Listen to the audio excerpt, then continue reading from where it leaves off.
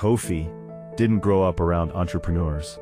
In his part of town, people worked hard, really hard, but it was mostly survival.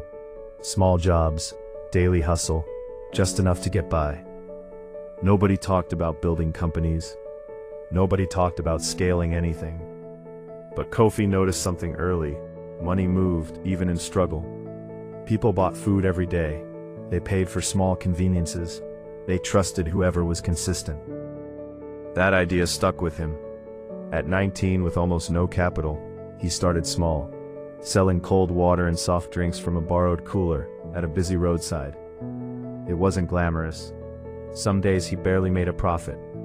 Other days rain would wipe out his sales completely. His friends laughed. "You went to school for this? Anyone can sell water." Even at home, the pressure was real. "Find something stable," his mother said. "Do you know anyone who built a real business from this?" Again, Kofi had no answer. No one around him had turned something small into something big. Most people just stayed small. For a while that got into his head. He started questioning himself. Maybe they were right. Maybe this was as far as it goes. Then one day, while restocking drinks, he noticed something. Customers kept asking for snacks he didn't have. Bread, biscuits, airtime. He could have ignored it. Instead, he adjusted. He reinvested every little profit, added products, stayed longer hours, paid attention to what sold and what didn't. It wasn't easy. There were losses, bad decisions, days he felt stuck. But he kept one thought in mind. If someone has built something bigger, I can too.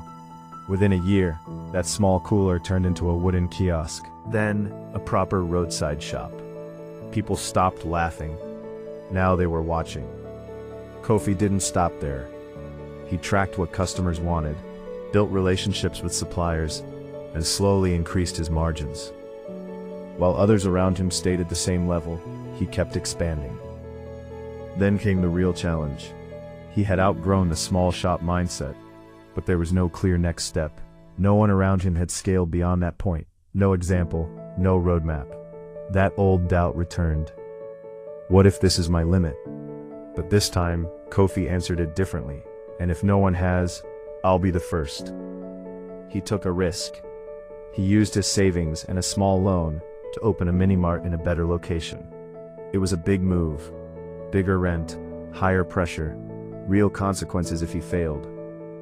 The first few months were rough.